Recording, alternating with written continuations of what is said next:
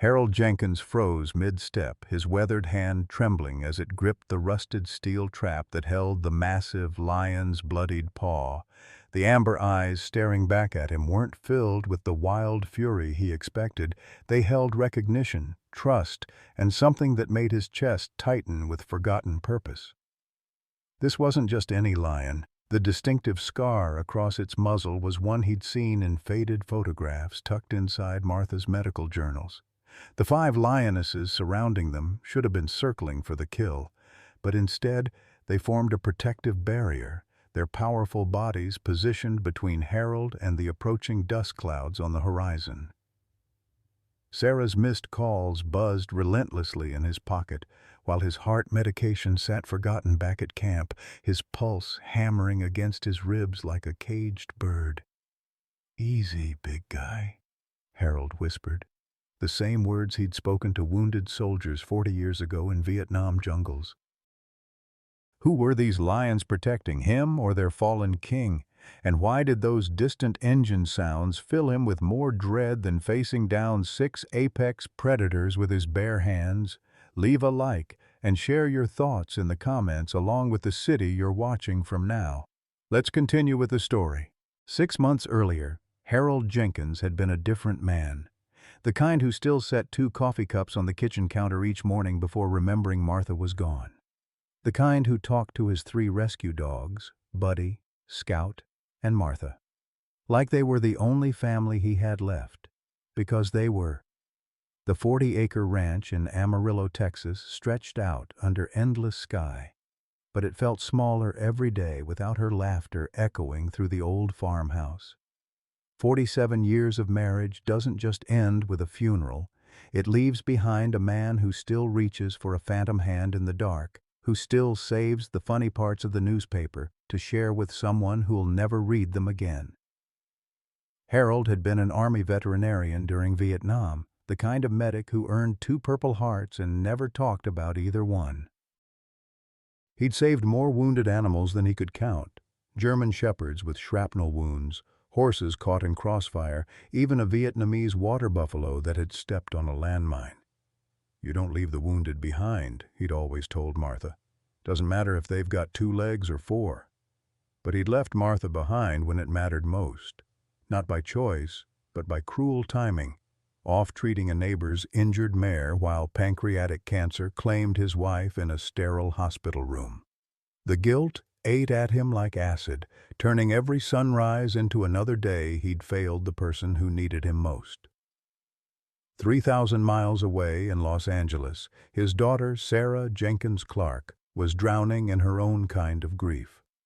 At 42, she'd built a fortress around her heart, made of billable hours and custody battles, anything to avoid thinking about the BRCA gene mutation lurking in her DNA like a loaded gun. The same genetic time bomb that had killed her mother. Sarah had been dodging her father's calls since the funeral, not because she didn't love him, but because his raw, unfiltered grief was a mirror she couldn't bear to look into. Every conversation was a reminder that she might be next, that her 12-year-old son Tommy might someday stand at her graveside the way she'd stood at her mother's. The Kenya trip had been Martha's dying wish, purchased with the last of their savings, $15,000 that represented Harold's entire financial future. She'd made him promise to scatter her ashes somewhere beautiful, somewhere that would remind him that the world still held wonder worth protecting. What she hadn't told him was that the envelope hidden in the urn contained more than ashes. It held her final letter, a photograph, and the name of someone she'd never mentioned. Dr. Patricia Winters, American veterinarian, Masai Mara Wildlife Preserve. Now Harold stood alone in the African wilderness, his heart medication forgotten at camp, facing down 6 lions with nothing but his bare hands and a lifetime of regrets. Martha's voice echoed in his memory. "You can't save everyone, Harold. But maybe, just maybe, he could save this one." The morning had started like any other on Harold's budget safari, Instant coffee from a thermos, stale crackers, and the bone-deep loneliness that followed him everywhere these days. The guide at the basic camp had warned him about wandering off alone, but Harold had never been good at following other people's rules. 60 years of veterinary work had taught him that sometimes the best discoveries happened when you strayed from the beaten path. He'd been carrying Martha's ashes in a small ceramic container, tucked safely in his worn leather satchel alongside his emergency heart medication. The plan was simple: find a beautiful spot overlooking the Masai Mara, say goodbye properly, and maybe figure out what to do with the rest of his life. What he hadn't planned on was the sound that stopped him cold, a roar so filled with agony it seemed to tear through the morning air like a prayer for mercy. Harold's arthritic knees protested as he followed the sound through the tall grass, his breathing already labored in the thin mountain air. The medication in his pocket felt heavier with each step, a reminder that his 74-year-old heart wasn't built for African adventures. But something about that roar pulled at him, triggered the same instinct that had made him sprint across Vietnamese rice paddies to reach wounded soldiers. When he crested the small hill, the scene before him hit like a physical blow. A massive male lion, easily 400 pounds of golden muscle and flowing mane, lay trapped in what looked like the jaws of a mechanical nightmare. The steel trap was enormous, designed for rhinoceros, with serrated edges that had already cut deep into the animal's front leg. Blood had pooled in the red earth beneath him, dark and glistening in the morning sun. But it wasn't just the lion that made Harold's breath catch. 5 lionesses circled the trapped male like sentries, their powerful bodies coiled with protective fury. Their eyes tracked Harold's every movement, and he could see the decision calculus playing out in their amber gazes. Was this strange, slow-moving creature a threat, or merely another scavenger drawn by the scent of blood? Harold's phone showed no signal bars, just the mocking image of a crossed-out tower that meant civilization might as well be on another planet. His heart hammered against his ribs as he assessed the situation with the clinical detachment that had kept him alive in combat zones. The lion's breathing was shallow, labored. Shock was setting in, and infection wouldn't be far behind. In his professional opinion, the animal had maybe 2 hours before the damage became irreversible. The trap itself was a work of brutal efficiency, spring-loaded with enough pressure to stop a charging rhino. Harold could see the mechanism clearly, a trigger plate that required massive force to reset, jaws that would take at least 200 pounds of leverage to pry open. It was the kind of equipment that spoke to organized poaching operations, the kind with enough money to buy military-grade hardware and enough ruthlessness to use it. A memory flashed unbidden through Harold's mind. Martha's final weeks, when she'd made him promise to keep fixing broken things even after she was gone. "The world has enough people who look away, Harold," she'd whispered through morphine haze. "It needs more people who see the broken and choose to stay." The lionesses had shifted their formation slightly, the largest female scarred across her left shoulder from some old battle, positioning herself directly between Harold and their fallen king. Her tail lashed once, twice, a warning that needed no translation, but something in her eyes gave him pause, not just aggression, but assessment, intelligence. Recognition even, though that seemed impossible. Harold forced himself to breathe slowly, drawing on techniques learned in military field hospitals where panic could kill faster than bullets. His hands shook as he checked his watch. 9:47 a.m. The morning was still young, but in the distance he could already see the dust clouds that meant vehicles were moving across the savannah. Rangers making their rounds, or poachers returning to check their traps.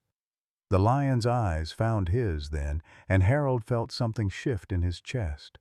Those amber depths held no wildness, no animal fury. Instead, he saw something heartbreakingly familiar. The look of a patient who understood they were dying but still trusted the doctor to try. The same look Martha had given him during her final moments, when words weren't necessary because love had already said everything that mattered.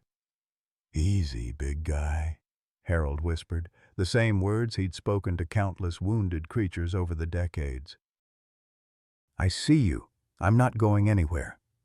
The largest lioness tilted her head at his voice, and for one impossible moment Harold could have sworn she understood. Not the words, but the tone, the promise, the commitment of one protector recognizing another. Time was running out, and Harold Jenkins faced the choice that would define whatever was left of his life. Harold's decision crystallized in the space between one heartbeat and the next. He slowly removed his khaki shirt, moving with the deliberate calm he'd learned in combat zones where sudden movements meant death.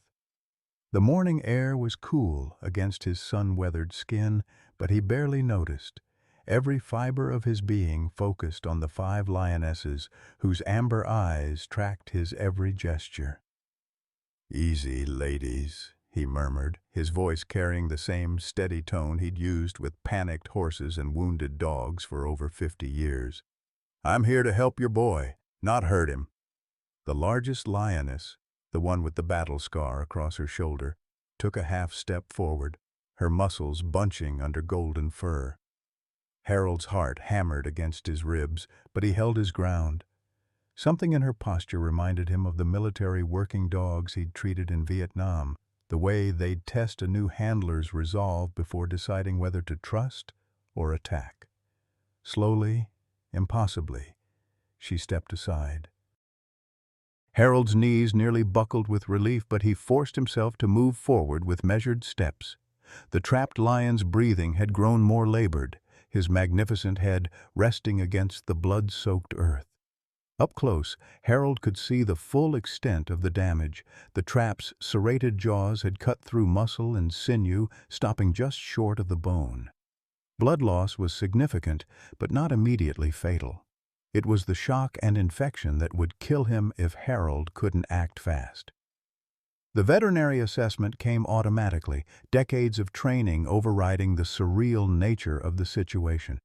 The trap was a Model 7 rhinoceros snare, probably Russian-made, designed to hold a 2-ton animal.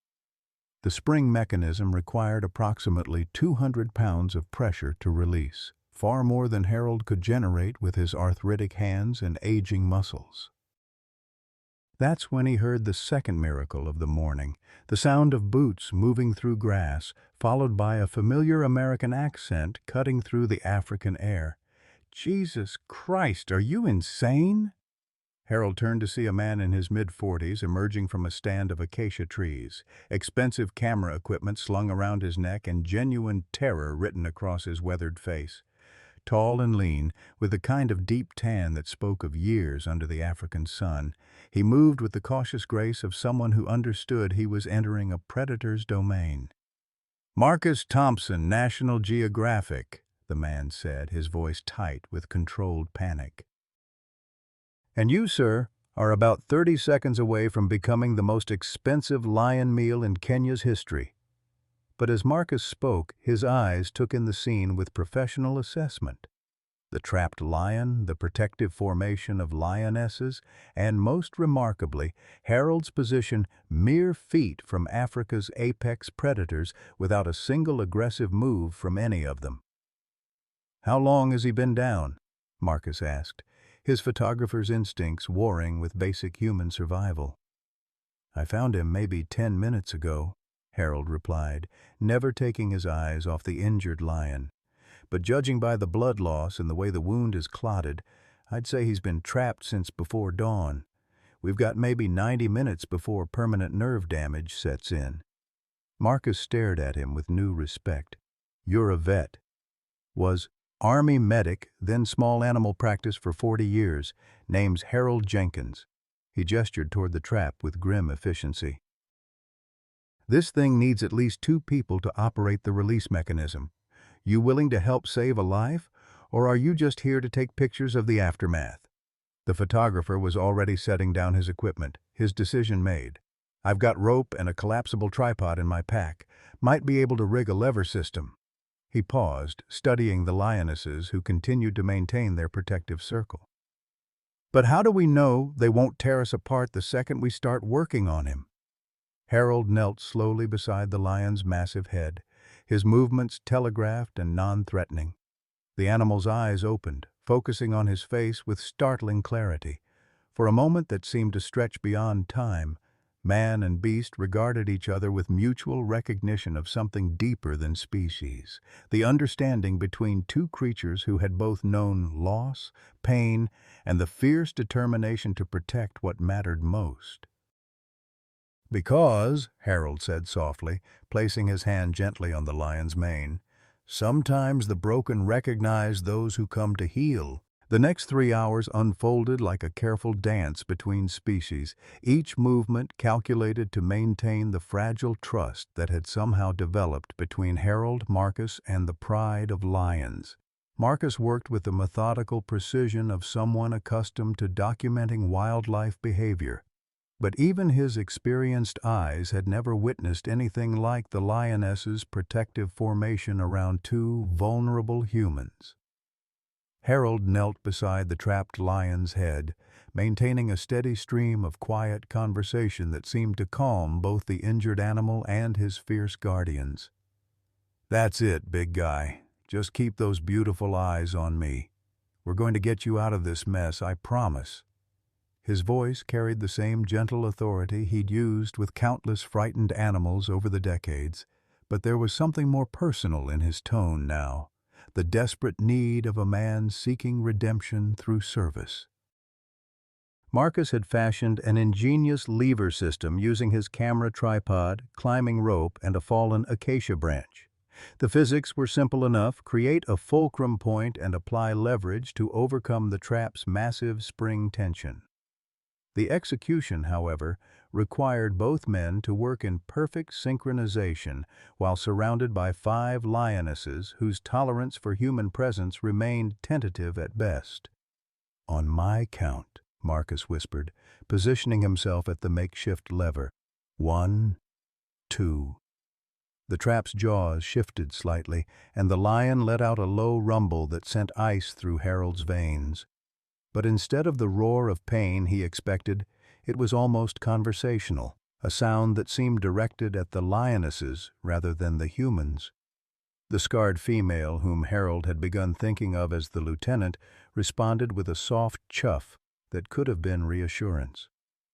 "Did you see that?" Marcus breathed, his photographer's eye catching details that others might miss. "She's talking to him, actually communicating about what we're doing." Harold nodded, never breaking his gentle contact with the lion's mane. In his 5 decades of veterinary work, he'd seen remarkable displays of animal intelligence, but this felt different, more intentional, more human, in the deepest sense of what that word could mean. His phone buzzed against his hip, Sarah calling for the 4th time that morning. Harold's chest tightened with familiar guilt as he declined the call, but he couldn't afford the distraction, not when lives hung in the balance. What he didn't know was that 3,000 miles away, his daughter was sitting in a sterile medical office, staring at genetic test results that would change everything. "Try again," Harold murmured to Marcus. "I think he's ready." This time, the trap responded. Metal groaned against metal as the spring mechanism fought their leverage, but slowly, impossibly, the jaws began to separate. The lion's breathing quickened, but he remained still, as if understanding that movement could undo their careful progress. Blood flowed freely as the pressure released, and Harold's medical training kicked into overdrive. "I need something to compress the wound," he called to Marcus, who was already tearing strips from his spare shirt. The cut was deep but clean, missing the major arteries by what looked like pure luck. As Harold worked to staunch the bleeding, memories of Vietnam flooded back with startling clarity. A young German shepherd named King, caught in a Viet Cong punji trap, looking up at him with the same trusting eyes. He'd saved King that day, only to watch the dog die 3 weeks later in a mortar attack. The guilt had followed him home, one of many weights that only Martha's love had ever been able to lift. "You're not going to die on my watch," Harold whispered fiercely to the lion, pressing gauze against the wound with steady pressure. "Not like the others. Not like Martha." The lion's eyes found his again, and for one impossible moment, Harold felt understood in a way that transcended language. Here was another creature who had known loss, who carried scars both visible and hidden, who understood the weight of protecting others. Marcus was documenting everything with his camera, but his movements were respectful, unobtrusive. "In 30 years of wildlife photography, I've never seen anything like this," he said quietly. "The way they're accepting you, it's like they know you're trying to help." "Animals are smarter than we give them credit for," Harold replied, adjusting his grip on the bandage. "They can sense intention, fear, aggression, compassion. It all comes through in how we move, how we breathe, how we touch." The lionesses had relaxed their defensive postures slightly, though they remained alert to any potential threats. The scarred female had actually moved closer, her massive head only feet from Harold's shoulder. When he glanced at her, she met his gaze directly. Not the challenged stare of a predator, but something more complex. Recognition, perhaps, or gratitude. By noon, they had the lion stabilized and the trap completely removed. The wound needed proper veterinary attention, but Harold's field dressing would hold until they could get help. The real challenge now was what Marcus had been dreading since they started: the sound of approaching vehicles. Dust clouds on the horizon meant someone was coming, and in this remote part of the preserve, it could be rangers responding to reports of gunshots, tourists on safari, or the poachers returning to check their traps. Harold's heart medication sat forgotten in his pocket as adrenaline coursed through his system, sharpening his focus to a razor's edge. "We need to move him," Harold said, assessing the lion's condition. "He's stable enough to transport, but we'll need a vehicle with a flat bed and at least 4 people to lift him safely." Marcus was already reaching for his satellite phone when the first shot rang out. The sound cracked across the savannah like thunder, and the lionesses responded instantly. What had been a protective formation became something far more aggressive as 5 apex predators positioned themselves between their vulnerable pride member and the approaching threat. Harold found himself in the center of a living fortress, surrounded by over 1,000 pounds of muscle, fang, and claw. "Poachers," Marcus breathed, recognizing the sound of high-powered rifles designed for big game. "They're not supposed to be back for hours." Harold's phone buzzed again, Sarah's 5th call of the day. This time, desperation overrode protocol as he answered, his voice tight with controlled fear. "Sarah, honey, I can't talk right now. I'm in a bit of a situation." "Dad, where are you?" His daughter's voice carried a strain he'd never heard before, a combination of fear and something that sounded almost like relief. "Kenya, sweetheart. Listen, if something happens to me—" "Nothing's going to happen to you," Sarah interrupted fiercely. "Dad, I need to tell you something. About why I've been avoiding your calls. About Mom's test results." But before she could continue, a second shot echoed across the Masai Mara, closer this time.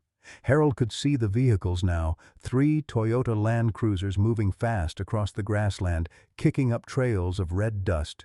Men with rifles stood in the back of 2 trucks, their intent unmistakable. The scarred lioness looked directly at Harold and let out a roar that seemed to shake the earth itself. It wasn't a warning, it was a declaration of war. "Sarah," Harold said into the phone, his voice suddenly calm with the strange peace that comes before battle. "I love you. I've always loved you. And whatever you need to tell me, we'll talk about it when I get home." He ended the call and turned to Marcus, whose face had gone pale beneath his tan. You still got that tranquilizer gun in your vehicle?" "20 minutes away," Marcus replied grimly.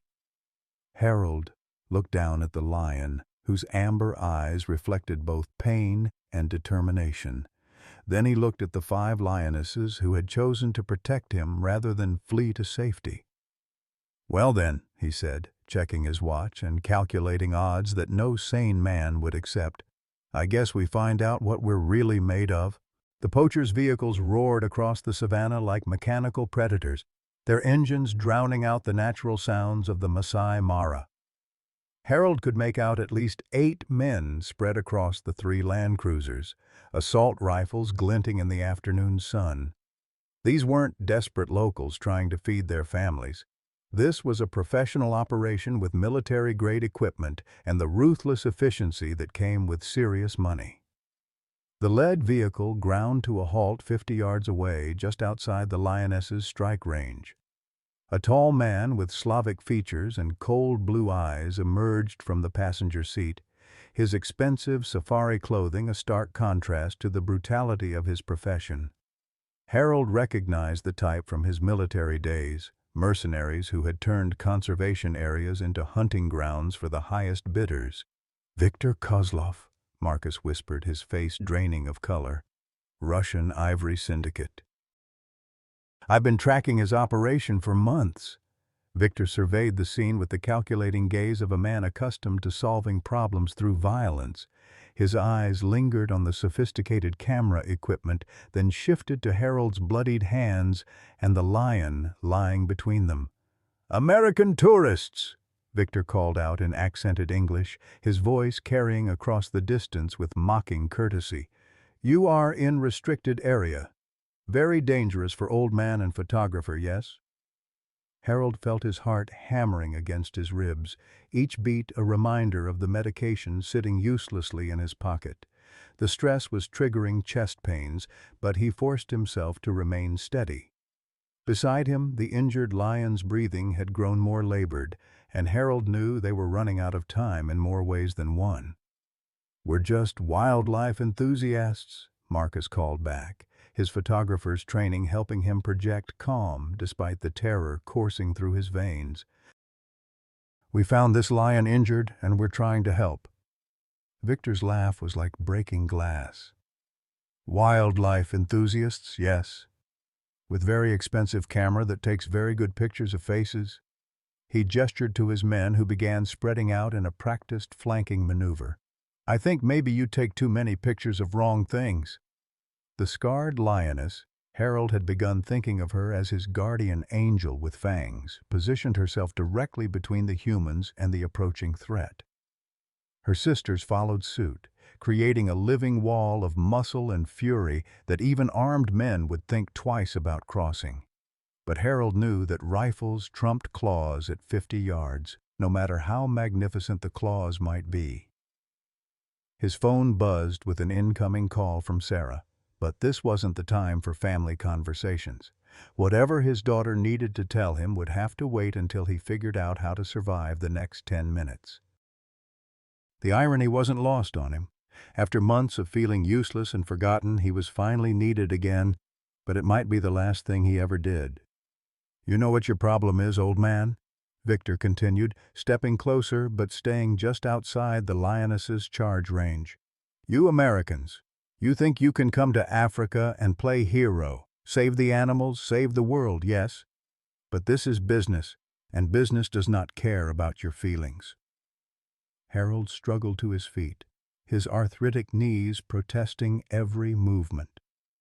The lion at his feet tried to lift his massive head, amber eyes still focused on Harold with that impossible trust. The wound was stable but needed proper medical attention, and every minute of delay increased the risk of permanent damage or infection. "The lion is injured," Harold called out, his voice carrying the authority of someone who had faced down worse odds in Vietnamese jungles. "Whatever your business is here, it can wait until we get him to a veterinarian." Victor's expression shifted to something approaching respect, the way one professional killer might acknowledge another. "You have spine, grandfather. I appreciate this. But you see problem. You and photographer friend, you have seen too much. You know our faces, our vehicles, our methods. This creates complications. Marcus was slowly reaching for something in his equipment bag, movement so subtle that only Harold noticed. The photographer's years in dangerous locations had taught him to prepare for worst-case scenarios, and Harold found himself hoping that preparation included more than just extra batteries and memory cards. The injured lion suddenly tried to rise, his powerful hindquarters bunching with effort despite the trauma to his front leg. The movement drew everyone's attention, and in that split second of distraction, the dynamics of the entire confrontation shifted. The Lionesses responded to their leader's attempt to stand by, spreading wider, their formation becoming more aggressive. Harold felt a surge of admiration for the magnificent animal. Even wounded and bleeding, the lion was trying to protect his pride and the humans who had helped him. It was exactly the kind of selfless courage that Harold had spent his life trying to emulate, the quality that had driven him into combat zones and dangerous veterinary situations for over 50 years. "Stubborn beast," Victor muttered, raising his rifle. "Is easier to kill lion than argue with lion." The words triggered something primal in Harold's chest, a rage that burned hotter than his heart palpitations or fear of death. This was exactly what Martha had warned him about in her final letter, the moment when he would have to choose between looking away or standing up for something that mattered. The choice between the safe path and the right path. "You'll have to go through me first," Harold said, stepping protectively in front of the wounded lion. The silence that followed his declaration seemed to stretch across the African landscape like a held breath. Even Victor appeared surprised by the old man's defiance, his cold blue eyes reassessing the threat level of what he had assumed was a helpless tourist. Marcus chose that moment to reveal what he had been reaching for. Not a weapon, but a satellite communicator with GPS tracking that had been broadcasting their location to Kenya Wildlife Service for the past 20 minutes. His professional paranoia had finally paid dividends. "Rangers are already en route," Marcus announced with grim satisfaction. "You've got maybe 15 minutes before this place is crawling with armed park officials and military backup." Victor's expression darkened as he processed this development. Professional criminals survived by avoiding unnecessary risks, and a prolonged firefight with government forces was the kind of complication that could destroy years of careful planning. But Harold knew that 15 minutes was an eternity when dealing with men who made their living through violence. The Lionesses sensed the escalating tension, their low growls creating an ominous soundtrack to what was rapidly becoming a Mexican standoff between humans, while the real king of the jungle lay bleeding in the dust. The afternoon sun beat down mercilessly as Harold Jenkins, a 74-year-old widower from Texas, faced the most important moment of his life. Everything, his guilt over Martha, his estrangement from Sarah, his sense of purpose, had led to this confrontation on an African savanna where the line between civilization and wilderness had never seemed thinner. Victor raised his rifle and Harold closed his eyes, thinking of Martha's final words about keeping his heart open even when the world tried to break it. The first shot shattered the afternoon silence like thunder, but it wasn't Victor's rifle that fired. Harold's eyes snapped open to see one of the poacher's men stumbling backward, clutching his shoulder as a tranquilizer dart protruded from his tactical vest. The man's weapon clattered to the ground as the powerful sedative began coursing through his system. "What the hell?" Victor spun toward the source of the shot, his professional composure cracking for the first time. From behind a cluster of acacia trees emerged Dr. James Mwangi, Kenya Wildlife Service's chief veterinarian, flanked by 6 armed rangers in full tactical gear. But what made Harold's heart skip a beat wasn't the cavalry's arrival. It was the modified dart gun in Dr. Mwangi's hands, and the way he moved with the practiced efficiency of someone who had dealt with situations like this before. "Drop your weapons, Doctor." Mwangi commanded, his voice carrying the authority of someone who had spent decades protecting Kenya's wildlife from men exactly like Victor. You are under arrest for poaching, illegal weapons possession, and threatening foreign nationals in a protected reserve. Victor's calculation shifted instantly. His men were outnumbered, outgunned, and facing professional wildlife officers who knew this terrain better than anyone. But Harold could see something dangerous in the Russian's eyes, the look of a cornered predator who had decided that if he was going down, he would take as many enemies with him as possible. "Old man," Victor called out, his rifle now trained directly on Harold's chest. "You have caused me considerable expense today. Time to pay bill." Harold felt his chest constrict, not from fear but from the crushing weight of a massive heart attack. The stress, the heat, the forgotten medication, everything converged in a moment of searing pain that dropped him to his knees beside the injured lion. His vision blurred as his cardiovascular system finally succumbed to the day's impossible demands. The lionesses reacted instantly to Harold's collapse. What had been protective behavior became something far more primal as 5 apex predators recognized that their strange human ally was in mortal danger. The scarred female, Harold's guardian angel, let out a roar that seemed to shake the earth itself and charged directly at Victor's position. Chaos erupted across the savannah. Rangers opened fire with both tranquilizer darts and live ammunition as the poachers scattered. Victor dove behind his vehicle as 800 pounds of enraged lioness launched herself through the air where his head had been moments before.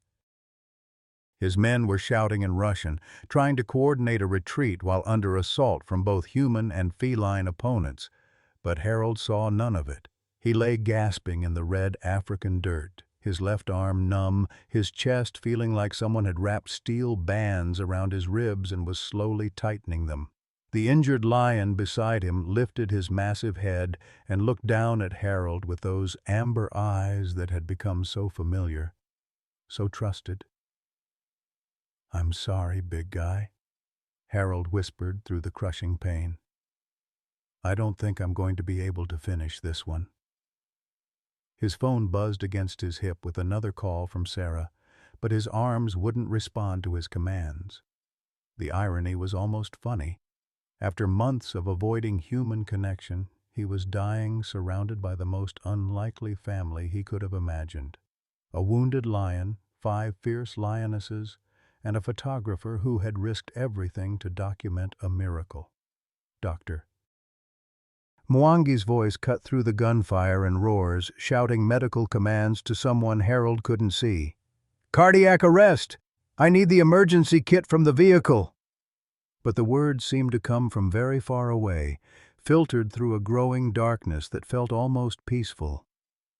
Martha's face appeared in Harold's fading vision, not as she was during those final terrible weeks, but as she had been on their wedding day, radiant, laughing, full of the life that would sustain him through 4 decades of shared joy and sorrow. She was saying something, but he couldn't make out the words over the sound of his own failing heartbeat. The last thing Harold registered before unconsciousness claimed him was a warm weight settling against his side. The injured lion, despite his own trauma, had somehow dragged himself closer to Harold's prone form. The great cat's steady breathing became a rhythm that Harold's failing heart tried desperately to match. 2 wounded creatures clinging to life together as the African sun beat down mercilessly on the scene of their shared battle.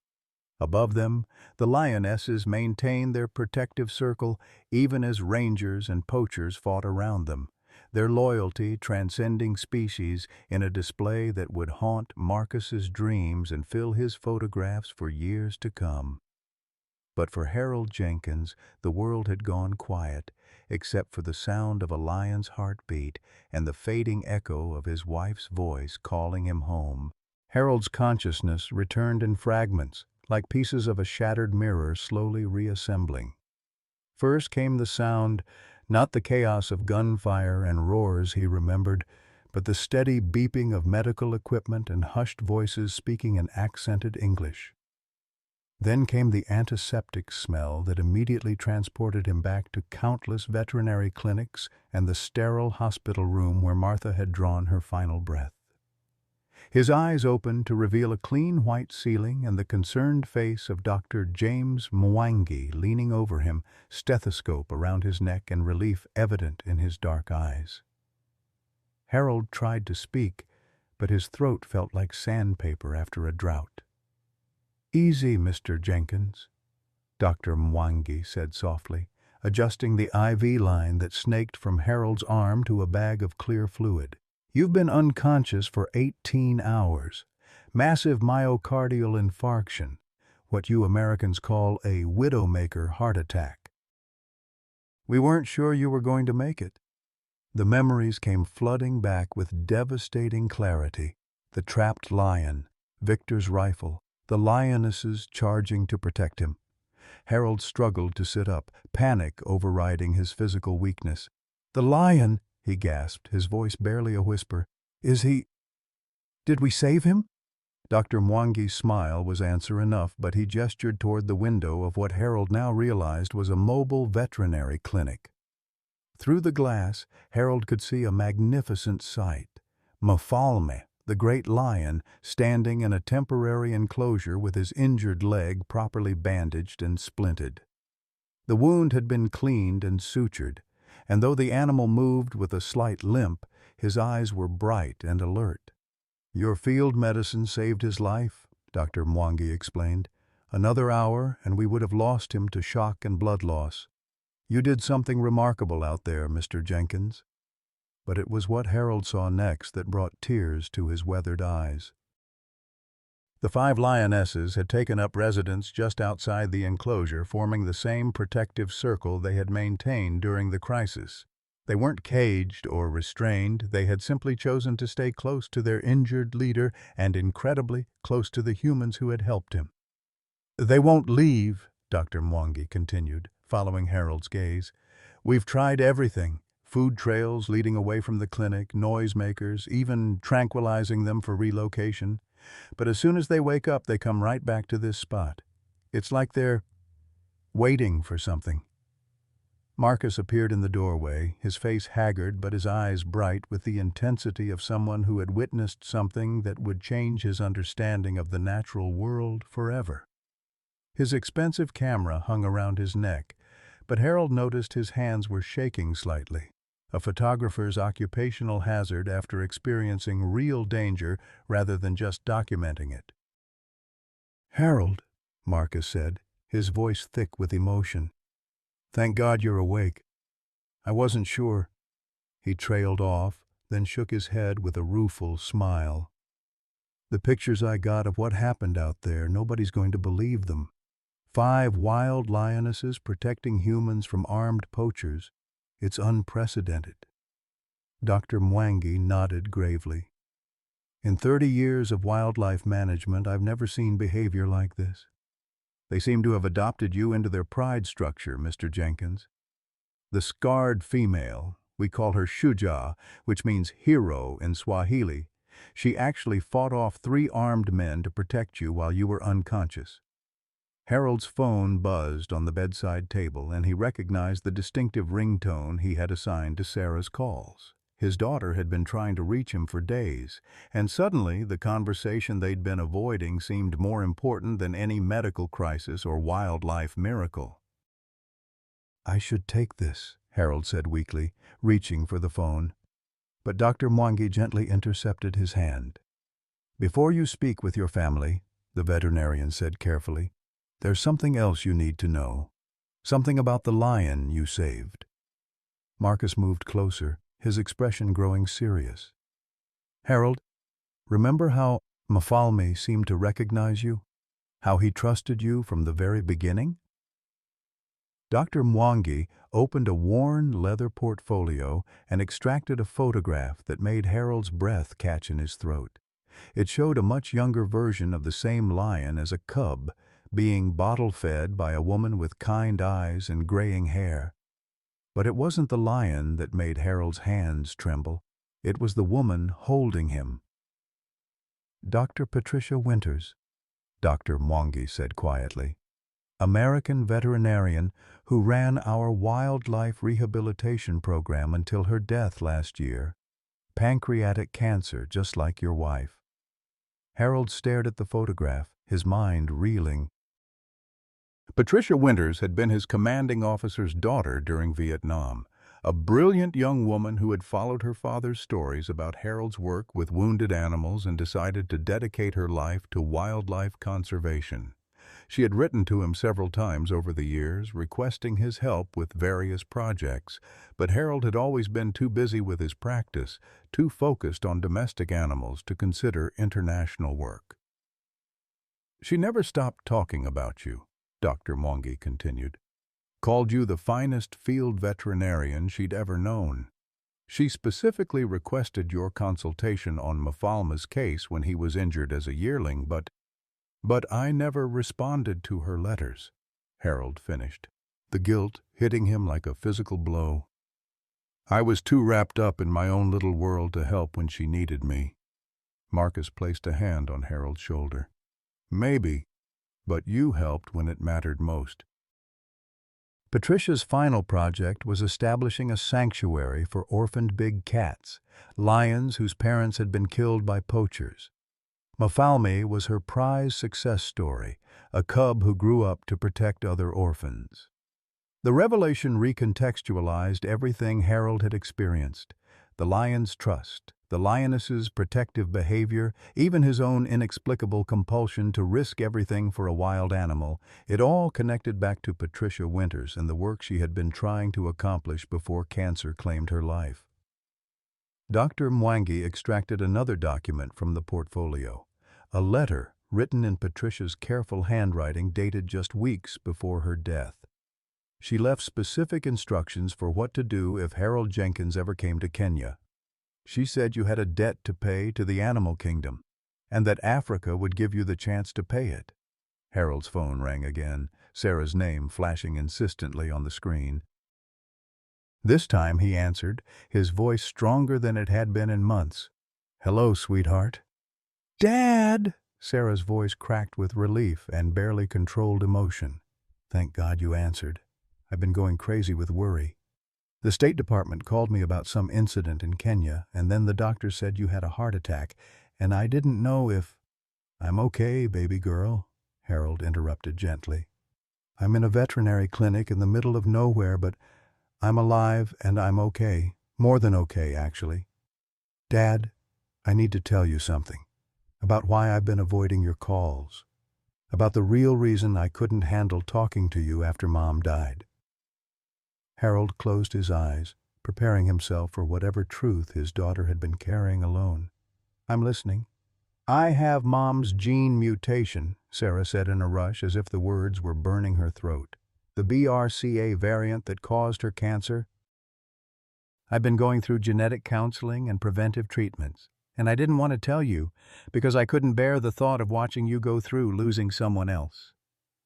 The silence stretched between them across continents, filled with years of misunderstanding and misplaced protection. Harold felt tears streaming down his cheeks. Not from sadness, but from the overwhelming relief of finally understanding why his daughter had seemed to disappear when he needed her most. "Sarah," he said finally, his voice thick with emotion, "you beautiful, stubborn, impossible girl. You don't get to make decisions about my pain. You don't get to protect me from loving you, even if that love comes with the risk of loss." "But Dad, what if—" "What if nothing?" Harold interrupted firmly. "What if we spend whatever time we have being a family instead of being afraid? What if we choose love over fear, even when it's terrifying?" Through the clinic window, Harold could see Mafalme standing proudly despite his injuries, surrounded by lionesses who had chosen loyalty over safety. In that moment, he understood what Patricia Winters had been trying to tell him all those years, that healing wasn't just about fixing what was broken, but about building something stronger in its place, 6 months later, Harold Jenkins stood on the wraparound porch of his renovated Texas ranch house, watching the impossible sight of 5 African lionesses lounging in the evening shade of his old oak trees. The setting sun painted the sky in shades of gold and crimson that reminded him of African sunsets. But this was home, transformed, expanded, and filled with more life than it had seen in decades. The transformation had taken months of bureaucratic miracles, international wildlife permits, and more money than Harold had ever imagined possessing. But Marcus Thompson's photographs and video footage of the Kenya rescue had gone viral worldwide, generating enough media attention and crowdfunding support to make the impossible dream a reality. Man saves lion, lions save man back had become more than just a headline. It had become a movement. Sarah Jenkins Clark emerged from the main house, her 12-year-old son Tommy trailing behind her with a bucket of specially prepared lion food. Harold's daughter looked healthier than she had in years, her preventive surgery having been completely successful and her decision to move back to Texas proving therapeutic for the entire family. The ranch had given them something to build together, a shared purpose that transcended their individual grief and fear. "Grandpa Harold!" Tommy called out, using the name that had stuck despite Harold's protests. "Shuja is limping again. Should we call Dr. Martinez?" Harold smiled at his grandson's concern. The boy had taken to ranch life with the enthusiasm of someone born to it, learning veterinary techniques with the same intensity his mother had once applied to law school. Doctor Carmen Martinez, the exotic animal veterinarian who had become Harold's partner in the sanctuary operation, made weekly visits to ensure the lion's health and well-being. "She's just favoring that old shoulder injury," Harold explained, settling into the rocking chair that had been Martha's favorite spot. "Happens when the weather changes. She'll be fine by morning." The scarred lioness in question lifted her massive head at the sound of her name, amber eyes focusing on Harold with the same trust and recognition that had first amazed him in Kenya. Shuja had become his unofficial bodyguard, rarely straying more than 50 feet from wherever Harold happened to be working. The other 4 lionesses, Amara, Django, Casey, and Nia, had integrated seamlessly into ranch life, coexisting peacefully with Harold's 3 rescue dogs and even the neighbors' cattle. Mfalme had remained in Kenya under Dr. Mwangi's care, but his recovery had been complete and remarkable. The great lion now served as the patriarch of Patricia Winter's sanctuary, protecting new generations of orphaned cubs with the same fierce dedication he had once shown his own pride. Marcus visited him regularly, documenting the sanctuary's work and ensuring that Patricia's legacy continued to grow. "Dad," Sarah said, settling into the chair beside him, "I got the call from the lawyers today. The insurance settlement from Victor's organization came through. Another $2 million for the Wildlife Protection Fund." Victor Kozlov and his surviving men were serving lengthy sentences in Kenyan prisons, their international poaching network dismantled through the evidence Marcus had gathered. The Russians' assets had been seized and liquidated, with the proceeds funding anti-poaching efforts across East Africa. Justice had been served, but more importantly, it had been transformed into something constructive. Harold nodded, his attention focused on Tommy, who was now sitting cross-legged beside Shuja, reading aloud from a veterinary textbook while the massive lioness listened with apparent interest. The sight never failed to amaze visitors, a 12-year-old American boy and a wild African lioness sharing the kind of comfortable intimacy usually reserved for domestic pets. "You know what Martha would say about all this?" Sarah continued, gesturing toward the peaceful scene before them. "She'd say, it's about time I learned to accept help instead of always trying to be the one doing the helping," Harold replied with a chuckle. Stubborn old woman was always too smart for her own good. Martha's ashes had found their final resting place beneath the oak tree where Shuja now rested, marked by a simple stone that read, "Martha Jenkins, who taught us that love is the finest medicine. Harold talked to her grave every morning during his rounds, updating her on the sanctuary's progress and the small miracles that seemed to happen daily. The Jenkins Wildlife Sanctuary had become something far beyond what any of them had originally envisioned. What started as a rescue operation for 5 displaced lionesses had evolved into a comprehensive program that combined wildlife rehabilitation, public education, and scientific research. University students came from across the country to study the unprecedented human-lion bonds that had developed on the ranch. Dr. Emily Foster, a behavioral ecologist from Texas A&M, had been documenting the lions' integration for her doctoral dissertation. Her preliminary findings suggested that the trauma bonding experience during the Kenya crisis had created lasting neurological changes in both the lions and Harold, establishing trust patterns that typically took years to develop in captivity. The lionesses don't just tolerate human presence, Dr. Foster had explained during her last visit. They actively seek it out, especially from Harold. It's as if they've incorporated him into their social structure as a permanent member of their pride. The evening routine was always the same and always magical. As the sun set, the lionesses would gather near the house for what Tommy had dubbed story time.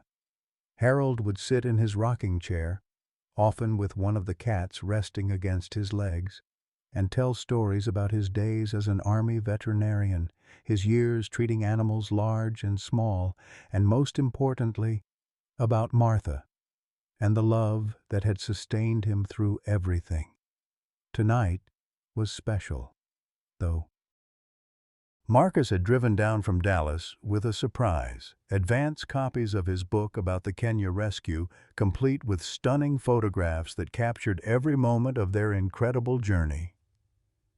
The Lion's Debt, a story of courage, sacrifice, and interspecies love, was scheduled for release next month, with all proceeds going to wildlife conservation efforts. "I still can't believe this is my life," Harold mused, accepting the book from Marcus and running his weathered fingers over the cover photograph. Himself kneeling beside Mafalma's trap while Shuja stood guard, both species united in determination and trust. "Believe it," Marcus said, settling onto the porch steps with his ever-present camera. "You've created something unprecedented here, Harold. This isn't just a sanctuary. It's proof that the barriers between species aren't as solid as we thought." As if summoned by their conversation, Shuja rose from her resting spot and padded over to Harold's chair. Without hesitation, she placed her massive head in his lap, a gesture of trust and affection that still took Harold's breath away. Her purr was so deep it seemed to vibrate through the porch boards. Tommy looked up from his book, grinning at the sight of his grandfather and the lioness. "Mom, are you getting pictures of this for Dad's next video call?" Sarah laughed, pulling out her phone. Harold's ex-son-in-law had initially been horrified by the idea of his son living on a ranch with lions, but the video calls had gradually won him over. Tommy's obvious happiness and the clear bonds of affection between the animals and humans had proved more convincing than any amount of scientific data about safety protocols. "Dr. Martinez says Shuja's blood pressure actually decreases when she's near you, Grandpa," Tommy continued, unconsciously stroking Nia's flank as the younger lioness settled beside him. "She's literally healthier when you're around." Harold felt his own chest tighten with emotion, but this time it wasn't his heart condition. It was the overwhelming gratitude that had become his constant companion since Kenya. After months of feeling useless and forgotten, he had discovered that his purpose had never been to save everything. It had been to love fully, risk bravely, and trust that sometimes the broken could heal each other. His phone buzzed with a text message from Dr. Mwangi in Kenya. "Mfalme became father again today. 3 cubs, all healthy. Patricia would be proud." Harold shared the news with his family, watching Tommy's face light up with excitement at the thought of baby lions. Sarah suggested they plan a trip to Kenya for Tommy's 13th birthday to see Mafalme and the sanctuary that had started it all. As the stars emerged in the Texas sky, Harold felt Martha's presence more strongly than he had since her death. Not as grief or longing, but as gratitude for the path they had walked together and the wisdom she had left him. Love wasn't a finite resource that diminished when shared. It was like Shuja's purr, growing stronger and deeper the more it was expressed. "You know what the best part is?" Harold said quietly, his hand resting on Shuja's powerful neck while his family gathered around him in the gathering darkness. "What's that, Dad?" Sarah asked, leaning against the porch railing with her arm around Tommy's shoulders. "6 months ago, I thought my story was over. I thought I was just waiting around to die, useless to everyone, including myself." He paused, feeling Shuja's steady breathing beneath his palm. "Turns out, I wasn't at the end of anything. I was just at the beginning of the most important chapter yet." Marcus raised his camera to capture the moment. 3 generations of humans and 5 African lionesses sharing the same space, the same peace, the same impossible family bond that had been forged in crisis and strengthened by choice. Above them, the first stars appeared in the darkening sky, and somewhere in Kenya, a great lion named Mfalme stood guard over his cubs, carrying within his magnificent heart the memory of an old American veterinarian who had refused to leave the wounded behind. The Jenkins Wildlife Sanctuary had become more than a refuge for displaced animals. It had become a testament to the power of love to transcend every boundary, heal every wound, and create families in the most unexpected places. And at its heart sat Harold Jenkins, no longer a man waiting to die, but a man finally learning how to truly live. In the distance, coyotes began their evening song, and the lionesses answered with calls that echoed across the Texas plains, African voices in an American landscape, singing the ancient melody of family, protection, and home. Sometimes life surprises us when we least expect it. Harold Jenkins thought his story was over at 74, widowed, estranged from his daughter, feeling invisible and forgotten. But on an African savanna, facing down 5 lionesses to save an injured lion, he discovered something profound. Our most meaningful chapters often begin when we think the book is closing.